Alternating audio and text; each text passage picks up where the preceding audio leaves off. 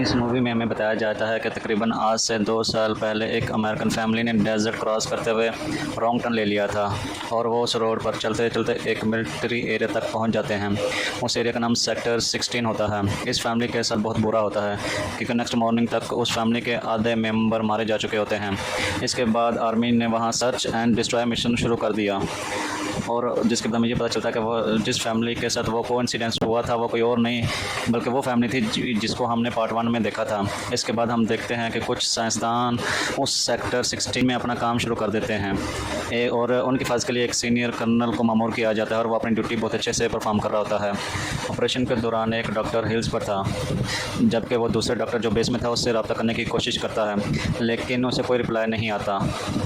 तब वो एक दूसरे डॉक्टर से रब्ता करने की कोशिश करता है जो कि मिलिट्री एरिया के अंदर गया है, उससे रब्ता करने की कोशिश करता है, उससे भी उसका रब्ता नहीं होता। फिर हमें दिखाया जाता है कि उस डॉक्टर को किसी ने बड़ी बेरहमी से मार दिया और 2 टुकड़े कर दिए हैं। जबकि दूसरी तरफ हमें वो डॉक्टर दोबारा दिखाया जाता है कि वो दोबारा ट्राई करता है, उसको रिप्लाई नहीं आता। वो वापस जाने लगता है तो उसको एक म्यूटेंट उसकी नज़र एक म्यूटेंट पर पड़ती है और वो म्यूटेंट सांप खा रहा होता है। वो म्यूटेंट उस डॉक्टर को कुछ नुकसान पहुँचा बगैर कहता है कि यहाँ से भाग जाओ। इससे पहले कि वो साइंटिस्ट वहाँ से भागना शुरू करता है, दूसरा म्यूटेंट पीछे से आकर उस सर में कुल्हाड़ी से वार करता है। उसका चलाने की आवाज़ कर्नल भी सुन लेता है लेकिन तभी एक दूसरा म्यूटेंट कर्नल को नेज़े की तरह तेज़ नज़र आने वाले रॉड से उठाकर नीचे फेंक देता है। इसके बाद हमें कुछ यूएस मिलिट्री सोल्जर दिखाए जाते हैं जो कि ट्रेनिंग कंप्लीट करने के बाद वापस बेस की तरफ जा रहे होते हैं लेकिन उन्हें वहाँ ऑर्डर दिया जाता है कि सेक्टर 16 में सप्लाई करके जाना था। वो लोग सेक्टर 16 में पहुँचते हैं लेकिन वो देखते हैं कि कैंप में कोई नहीं है। वहीं पर उनको रेडियो पर एक और रिसीव होती है सिग्नल वीक होने की वजह से कि उनको समझ नहीं आती है।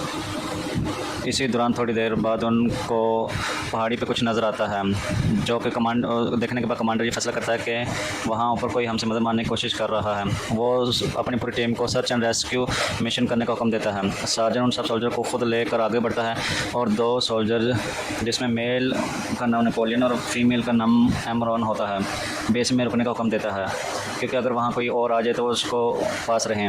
आगे बढ़ते हुए उन सोल्जर में से एक ब्रिज में गड्ढे में गिर जाता है जिससे उसका घुटना फ्रैक्चर हो जाता है जिसके बाद वो ठीक से चल नहीं पाता। सार्जेंट जो उनका कमांडर होता है वो उसको कहता है कि बैंक नीचे कैम्प में वापस चले जाओ। और दूसरी तरफ दिखाया जाता है कि नेपोलियन टॉयलेट में बैठा होता है। जैसे उसका हाथ है उसको एक हाथ नज़र आता है वो चलाकर बाहर आ जाता है। एमरॉन जाकर उसको चेक करती है और देखती है कि टॉयलेट में वही डॉक्टर होता है। ये वही डॉक्टर जो कि पुराने मिशन का हिस्सा था और वो उनसे हेल्प मांग रहा था। इसको देखो काफ़ी डर जाते हैं। वो उस डॉक्टर को बाहर निकालते हैं और साफ़ करने की कोशिश करते हैं। उसकी बॉडी पर बहुत ज़्यादा कट्स होते हैं। ये यकीनन वही कट्स हैं जो म्यूटेंट ने उसके जिस्म पर लगाए थे और इन्फेक्शन से मरने के लिए उसको वहाँ छोड़ दिया था। डॉक्टर की हालत बहुत ज़्यादा ख़राब थी। उसके मुँह से सिर्फ 2 ही अल्फाज निकलते हैं कि वो यहाँ है और वो मर जाता है। एमर और नेपोलियन बहुत घबराते हैं। उसके बाद वो देखते हैं कि अचानक किसी ने उसके ट्रक को आग लगा दी है जिसके बाद वो फ़ौरन अपनी गन की तरफ भागते हैं। देखते हैं कि वहाँ से गन भी गायब है। उसके बाद एमर उसको कहती है कि वो भी बाकी सोल्जर के पास जा रही है लेकिन नेपोलियन वहाँ ना जाने की ज़िद करता है और नीचे रहने को प्रेफर करता है। एमर अभी थोड़ी दूरी जाती है कि एक म्यूटेंट उसको पकड़ लेता है। ये सब कुछ नेपोलियन देख रहा होता है और वो भागता है ताकि उस दोस्त की हेल्प कर सके। एमर उसका मुकाबला करती है और उससे बचने की कोशिश करता है। इसी दौरान म्यूटेंट उसको ले जाने की बजाय उसे मारने की कोशिश करता है। इसी दौरान पीछे से गोली आके एक गोली उसके शोल्डर में लगती है और वो नीचे गिर जाता है और जल्दी से फॉल में चला जाता है। और वो गोली चलाई थी उसी सोल्जर ने जिसका घुटना फ्रैक्चर हो गया था और वो नीचे पहाड़ी से नीचे आ रहा था। एमर उस सोल्जर को देखती है और उसकी तरफ तेज़ी से भागती है। इसी दौरान एक दूसरा म्यूटेंट एक दूसरे होल से उसको खींच के अंदर खींचने की कोशिश करता है। एमर उसको बचाने की भरपूर कोशिश करती है। इसी दौरान नेपोलियन भी वहाँ आ जाता है और उसको खींच कर बाहर निकालने की कोशिश करते हैं लेकिन वो उसको बचा नहीं पाते और वो अंदर चला जाता है। ऊपर हिल्स पर उन सोल्जर को एक और मिशन मेंबर डॉक्टर की बॉडी मिलती है। ये देखकर वो बहुत परेशान हो जाते हैं और अब वो शूट करने के लिए बिल्कुल रेडी थे। वो लोग आगे बढ़ते हैं। अचानक पीछे से एक म्यूटेंट एक सोल्जर पर अटैक कर देता है। वो मिलिट्री वाले बगैर कुछ से समझे फायरिंग शुरू कर देते हैं। फायरिंग के दौरान अचानक सार्जेंट इनका कमांडर सामने आ जाता है और गोली की ज़द में आ जाता है जिससे वो उस मौके पर ही हलाक हो जाता है। उसके बाद एम और नेपोलियन भी वहाँ आ जाते हैं, जो कि सार्जेंट की मौत को देखकर बहुत परेशान होते हैं और वो पूछते हैं कि वो जो सोल्जर नीचे गया था वो कहाँ है। तो उन्होंने बताया कि उसको भी वो म्यूटेंट ले गया है। जिसके बाद इन सबको अंदाज़ा था कि ये एक बहुत बड़ी मुसीबत में फंस चुके हैं, क्योंकि अब उनका कोई कमांडर नहीं है, अब उनको अपनी मदद करनी होगी। अब वो सोचे थे हम किसको अपने सरबराह बनाएं। इसी दौरान वो सार्जेंट की बॉडी को नीचे कैंप में ले जाने के लिए तैयार हो जाते हैं। अब वो सोचते हैं कि सार्जेंट को एक रस्सी की मदद से नीचे उतारें, और ये करने के लिए वही सोल्जर हमें बढ़ता है जिसकी गोलियों की जद से वो सार्जेंट मरा था। वो सोल्जर सार्जेंट की बॉडी को लेकर आराम आराम से नीचे उतरा होता है, जबकि बाकी सोल्जर ने रस्सी को पकड़ा होता है और आराम आराम से छोड़ रहते हैं। इसी दौरान वो रस्सी टूट जाती है और सार्जेंट के साथ सोल्जर की भी अचानक गिरने से मौत हो जाती है। फिर जब वो उसके बाद देखते हैं कि रस्सी टूटी नहीं काटी जाती है, अब इनको एहसास होता है कि कोई एक एक करके सबको मार रहा है। काफ़ी देर बाद वो मुशाहिदा करते हुए आस्ता आस्ता नीचे उतरते हैं। रास्ते में उन्हें वही कर्नल मिलता है जो उनकी हिफाजत में मामूर था। वो कर्नल से पूछते हैं कि हमें इस जगह से बाहर निकलने का रास्ता बताओ। वो कहता है कि सिर्फ माइंड से ही आप बाहर निकल सकते हैं, और वो उनको ये भी बताता है कि वो म्यूटेंट सबको मार देंगे, लेकिन लड़कियों को नहीं मारेंगे, और अपने ब्लीडिंग के लिए पकड़ कर ले जाते हैं। फिर वो इससे पूछते हैं कि वो उनसे कैसे बच सकें। कर्नल कहता है कि वो कर्नल एक वर्ड बोलता है और ख़ुद को गोली मार लेता है। एम्बर और मसीह साइड पे बैठे होते हैं और उनको इसलिए बिठाया जाता है कि म्यूटेंट उनके पास आएँ और उसको पकड़ने की कोशिश करें तो उनको मार दें। इसी दौरान एक म्यूटेंट उनके पास आता है, जबकि बाकी सारे सोल्जर गोलियों की बौछार कर देते हैं, उसको मार देते हैं।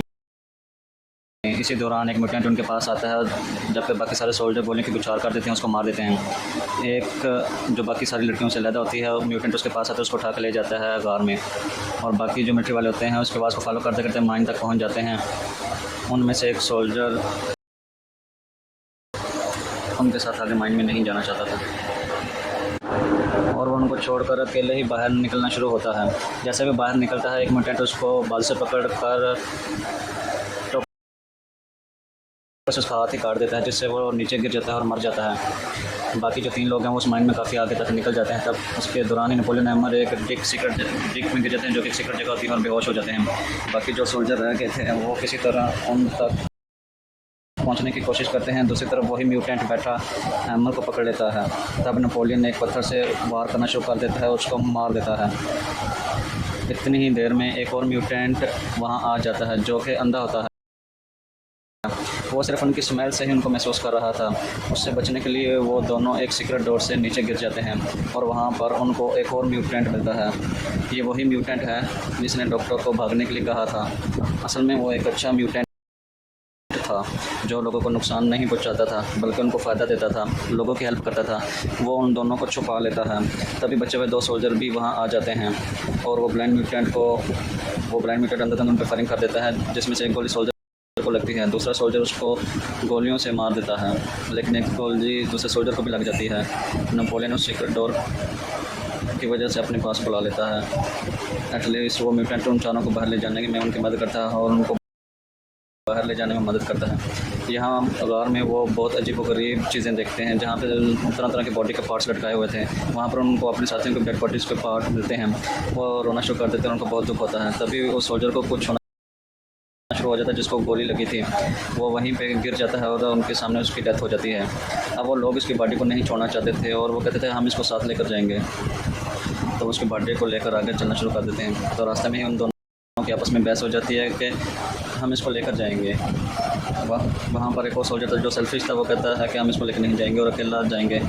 नेपोलियन और एम्बर मेसी को ढूंढते हुए आगे बढ़ते हैं और कामयाब हो जाते हैं।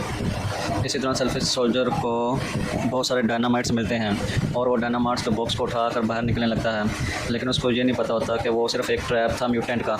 जैसे ही वो उस बॉक्स को उठाकर बाहर निकलता है, एक वायर खिंचती है जिसके साथ बहुत बड़ा धमाका होता है और मौके पर ही उसकी डेथ हो जाती है। हैमर और नेपोलियन मेसी को ढूंढते हुए आगे बढ़ते हैं।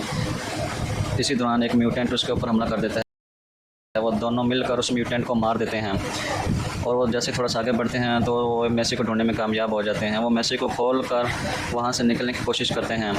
तभी एक और म्यूटेंट जो कि उसका बाप होता है उस पर अटैक कर देते हैं। हैमर के पास सिर्फ एक लास्ट गोली बची थी जो कि उसके ऊपर चला देती है और म्यूटेंट के सर को लाकर थोड़ा आगे निकल जाती है, जिससे उसके सर थोड़ा सा बोर्ड निकल कर बाहर निकलता है और वो महसूस करता है। उसको आस्ता आस्ता बेहोशी की कैफियत शुरू हो जाती है और नेपोलियन एक रॉड उसके आर पार कर देता है, जिसके बाद भी वो नहीं मरता।